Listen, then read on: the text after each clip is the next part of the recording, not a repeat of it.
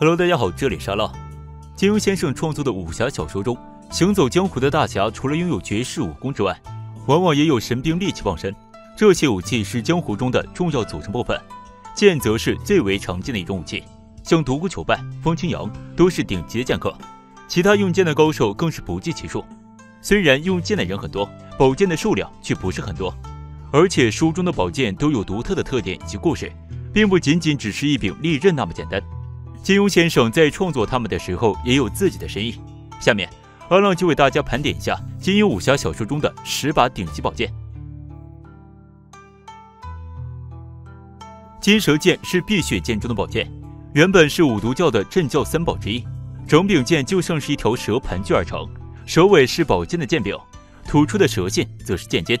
因此金蛇剑的剑尖分为两叉，加上这把剑是黄金打造而成，因此得名金蛇剑。因为这柄剑造型独特，所以它也有很多不同的用处。金蛇剑法精妙无比。当年夏雪宜为了报仇去云南求毒药，结果遇到了何红药，他骗到了何红药的真心，拿到了五毒教的镇教三宝。后来他凭借金蛇剑和金蛇剑法报仇，还闯出了金蛇郎君的名号。之后夏雪宜被石梁五老所害，之后被何红药救出，可是他不愿意听命于何红药，最终藏身在华山的密洞，并把金蛇剑刺在崖壁之上。后来袁承志得到了宝剑以及秘籍，练成秘籍之后，他凭借自己高强的武艺协助闯王抗击清军，还因此和五毒教有联系。最后他也将金蛇剑法传给了何铁手，五毒教重新拥有了金蛇剑的传承。君子剑和淑女剑也是金庸小说中另一对双剑合璧的剑器，出自《神雕侠侣》。本来是绝情谷主公孙止的私藏，在与杨过和小龙女比武时被杨过挑选走，还打败了公孙止。与其他宝剑不同，这对宝剑的造型非常的独特，它没有尖头也没有剑锋，看起来完全不像宝剑，倒像是黑色的木片。然而两把宝剑寒气逼人，而且非常的锋利，两把宝剑造型完全一致，甚至都有很强的磁性，两者靠近之后会吸到一起。虽然两把剑是公孙止所藏，但是他却没有使用它们，而是使用了一把和它们造型类似的黑剑。倒是杨过得到这一对宝剑之后，和小龙女联手使用玉女苏心剑法，震惊了江湖上的一众高手。杨过在山谷中用君子剑和毒蟒接战，结果君子剑被蟒蛇体内的紫薇软剑砍出几个缺口，再就没有出场过。后来小龙女学会了双手互搏，一个人使双剑就可以大战金轮法王加蒙古三杰再加全真五子，也是让人心旷神怡，佩服得五体投地。而且这把剑还是铸造倚天剑和屠龙刀的辅料之一，可以说很是重要。真武剑是武当创始人张三丰的佩剑，这把剑造型奇古，锋利无比。张三丰年少行走江湖之际，这把宝剑一直伴随在他的左右，也帮助他击败了很多邪教之人。不过等到张三丰晚年之后，他也很少使用这把宝剑，这一点和阴天正气类似。一方面当时张三丰的武功以真化境，不需要真武剑这样的宝剑已然可以独步武林。另外晚年的张三丰已经厌倦了打打杀杀，自然不需要武器伴身。之后真武剑一直都是武当的镇山之宝，可是后来他被日月神教所偷，遗失了多年。直到《笑傲江湖》中由人应又还给了当时的武当掌门冲虚道长，宝剑这才物归原主。凝碧剑这把宝剑是《书剑恩仇录》中张召仲所持有的宝剑。这把宝剑剑如其名，其外观青光耀眼，如同一泓碧水，非常的漂亮，同时也非常锋利。张召仲是武当派的三弟子，江湖上人称火手判官。他在武学上很有天分，平时也非常的用功，在武当的众多师兄弟中武功最为高强。可是他却不似其他弟子一般淡泊名利，反而挖空心思想要博得功名，最终成为了清廷的鹰犬。武功本就高强的张召仲，再加上凝碧剑这样的宝剑，他成为了红花会众人的大麻烦。在和红花会众人交手的时候，他就依靠凝碧剑压制陈家洛，并从无尘道人的攻击下脱身。张召仲可以说是一个彻头彻底的恶人，为了自己的官位和前途坏事做尽。最终他身陷狼群之后，还和前来营救自己的师兄陆飞清大打出手，最终命丧狼口。直到生命的最后时刻，张召仲才恢复了理智，并用自己的身体护住了师兄。凝碧剑也被陆飞清带回。白虹剑是《倚天屠龙记》中白眉鹰王殷天正年轻时的佩剑。白虹剑是一柄难得的宝剑，白眉鹰王殷天正早年间偶然得到这枚宝剑，凭此剑闯荡江湖，立下赫赫威名。后来他修习鹰爪功，便很少使用剑法，此剑就被作为配饰悬挂腰间。在6大派围攻光明顶之际，他将这把宝剑交给了化名曾阿牛的张无忌，对抗灭绝师太手中的倚天剑。白虹剑在当时也是江湖上有名的神兵利器，虽然锋利，可是在倚天剑面前依旧不堪一击。灭绝师太一招就斩断了白虹剑，张无忌也因为弄断了外公的宝剑愧疚了一番。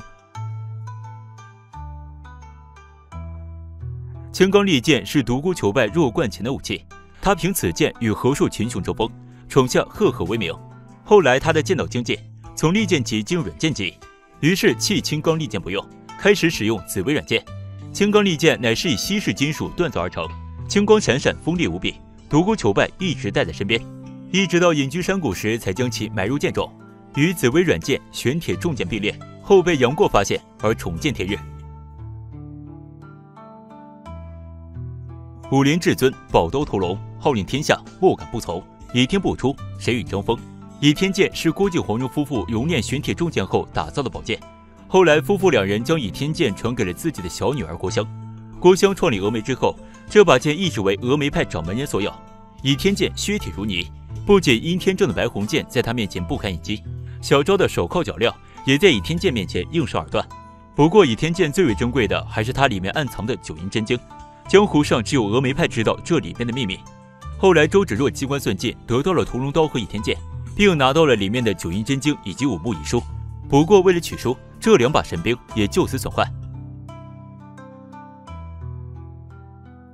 玄铁重剑是神雕侠侣中杨过使用的宝剑，这把剑原本是独孤求败的佩剑，后来被杨过所得。他也在神雕的指导下学会了独孤求败的精妙剑法，同时掌握了精妙的内功心法。和其他的宝剑不同，玄铁重剑非常沉重，全身剑长3尺，重64斤。正所谓重剑无锋，大巧不工。虽然玄铁重剑并不锋利，但是杨过领悟了重剑剑法之后，凭借一把重剑无敌天下。后来为了协助郭靖、黄蓉夫妇守襄阳，杨过将玄铁重剑留给了他们。随后这把重剑被夫妻2人熔炼打造成了倚天剑和屠龙刀，一把神兵就这样消失了。紫薇软剑乃是真正的剑中王者，剑身柔软，所以在对战的时候有很多的妙用，加上它本身锋利无比，也算得上是顶尖的神兵利器，连独孤求败都忌惮其锋芒。因其太锋利邪异，连他都无法掌控，使他误伤了意识。他心有愧疚，又觉得此剑不祥，于是将其弃入深谷中。剑冢中并未埋藏紫薇软剑，而杨过后来也没见过紫薇软剑，所以读者皆不知紫薇软剑到底是什么样的，有何威力。实际上在旧版小说中，紫薇软剑却出现并被杨过所得。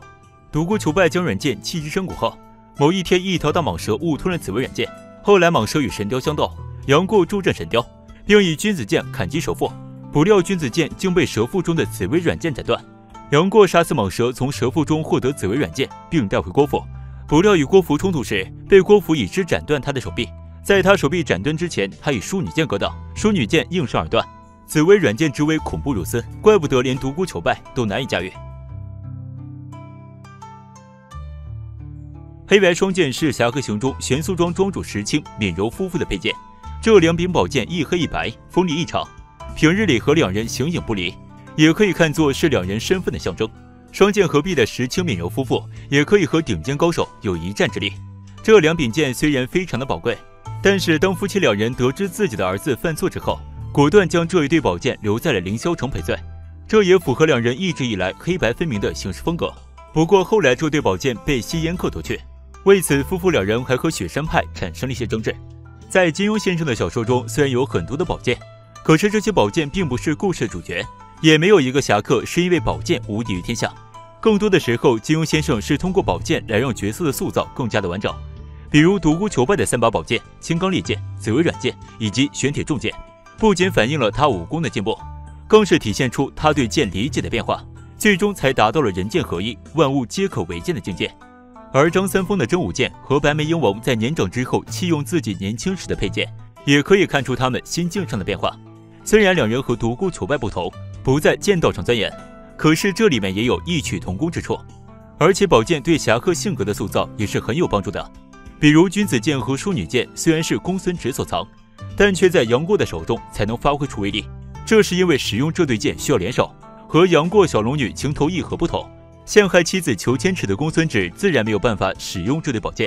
这也加深了两对恋人之间的对比。石青闵柔夫妇的黑白双剑也是两人黑白分明性格的写照。不过虽然玄素庄中有一块黑白分明匾，可是夫妻两人行事并不是完全的黑白分明，他们也会偏袒自己的孩子。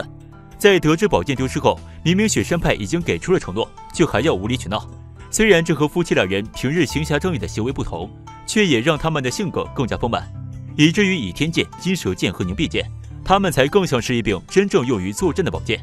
不过与此同时，他们也是推动剧情发展的关键，因此他们的意义也并不限于宝剑本身。我们在读金庸先生的作品时，与其比较哪一把神兵更加锋利，倒不如挖掘出他与角色之间的意义，以及金庸先生想通过他表达出的对人生和侠义之道的思考。相信大家一定会有更多的乐趣和收获。在金庸的武侠作品中，除了越女剑断代比较严重之外，其他小说几乎都是可以按照时间顺序进行历史排序的，它们全部都在一条历史线上。比如《天龙八部》中丐帮的打狗棒法、降龙十八掌和大力、一阳指等武功，都在《射雕三部曲》中出现过。而《射雕三部曲》中独孤求败和张三丰所流传下来的武功，也在《笑傲江湖》中出现过。碧血剑中也提到，华山派的开山鼻祖姓封，是位非常开明的老先生。在传授弟子武功时，他不仅倾囊相授，还鼓励弟子自创武功。从他的姓氏和做事风格来看，这位祖师爷很有可能就是大侠风清扬。也就是说，从天龙一直到碧血剑、鹿鼎记这些明清时代的作品中，依然能找到曾经小说中辉煌的影子。但是不知道为何，从最初的传统的英雄主义加持每一个主角和配角都在线的情况，可是慢慢发展到后期，总有一种后劲不足的感觉，整个江湖武功都呈现出了下降的趋势。天龙时代出彩的武功数不胜数，三兄弟所继承的包括丐帮、逍遥派、大理段家、少林寺，还有其他角色姑苏慕容、西夏一品堂、星宿派、36洞主、72岛主等等，各派有各派独一无二的武功，每一项武功可能发展到后世都令后人瞠目结舌。天龙时期应该是整个小说中最好的武学时代，但随着这一代武学的凋落，传承到后世，慢慢将二流武学变成了绝世武功。比如一阳指，整个江湖更多的牵扯了政治的斗争，天下武功高手也没有天龙时期百花齐放，高手只集中于五绝之列，未被列入五绝的高手也基本上少之又少，整个江湖上只有4绝，周伯通和裘千仞等寥寥数人。虽然陈玄风、梅超风和丘处机等人也是这个时代的佼佼者，但是他们和这6大顶级高手之间差距却是天壤之别。在桃花岛时，郭靖的实力已经强过了梅超风等人，但是面对五绝之一的欧阳锋，郭靖也仅仅能接他一掌而已。而郭靖接欧阳锋一掌，足以让东邪西毒北丐3大高手对其刮目相看。由此可见，梅超风等人和五绝的差距有多大。随后到了倚天时代，武侠人物最厉害的人物就是张三丰和张无忌了。绝野大师作为跟上一部神雕联系的人物，临终前将《九阳真经》这本书传授给了张三丰和郭襄。有了武当与峨眉这2个正派和崛起的明教，中原门派武功算是靠这3脉将其重回武学巅峰。当然这绝对比不上前2个朝代。渐渐的到了笑傲江湖的时候，仿佛这些人对于武学造诣的追求全都集中在了一本避邪剑谱上，它还是葵花宝典的残本，而葵花宝典也直接导致了华山派的剑气二宗大战。华山派遭到了前所未有的一场损失，致使武林直接走向衰败。而后世少林、武当的兴起和五岳剑派的联盟，才能与一个日月神教对抗。而碧血剑，九图个人认为，它的结束已经算是一个武学时代的终结。碧血剑中，除了华山派，再也找不出一个厉害的高手。江湖上排名前10的高手中，有一大半都是华山弟子，华山派一家独大，局面相当明显。那么江湖上的变迁很迅速，使得中原武学一次又一次的没落。而至于造成这样的没落，其实也分为几个关键性的节点。第一个节点为黄商独孤求败的这个中间人物，对于武侠的传承和发展有一个断代和大洗牌时期。从天龙八部时期到射雕这个阶段，你有没有发现一个特点？就是这段时期除了大理段氏的一阳指和丐帮的降龙18掌与打狗棒法，逍遥派的武功基本上没有得到传承，而且出现的新型武功并没有原来绝世武学的身影，反而是将九阴真经奉为了武学金字塔。不管是射雕武学时期，还是后来郭靖的传承，都有这个意味在里面。射雕到神雕时期，因为时间挨得太紧，并没有出现什么武学衰退，只能说之前出彩的武林高手都变老罢了。此阶段算是男主角杨过的高光时刻，而他的传承正是断代党中间未出场的独孤求败。独孤求败虽然武功天赋极高，但并未传承，而且在他所在的年代，几乎排得上号的高手都拜倒在他的剑下。也就是说，这段时间的大换牌也直接导致了从射雕武侠已经呈现出了衰败的趋势。第二个阶段，神雕到倚天时期，这一时期最大的秘密莫过于郭靖、黄蓉夫妇战死襄阳之后，把九阴真经和五木遗书藏于剑中。而中间的张三丰和郭襄并未得到这些传承，只学到了九阳神功。100年时间中并没有多少的高手出现。这段时间内，其实江湖上除了明教之外，最厉害的门派数得上的是武当派。张三丰凭借着自己的武学造诣，创造了许多的道家绝学，但最重要的是培养了武当七侠。即便是每个人并未全部学精，但却将武当派精髓传承了下去。可显然，从武当七侠之后，基本上无人继承。第3代张无忌与赵敏浪迹天下，而宋青书惨死，下一辈中基本上没有传承人，因此从这里开始，以上人物的积累的武侠时代一去不复返，再无重造的机会。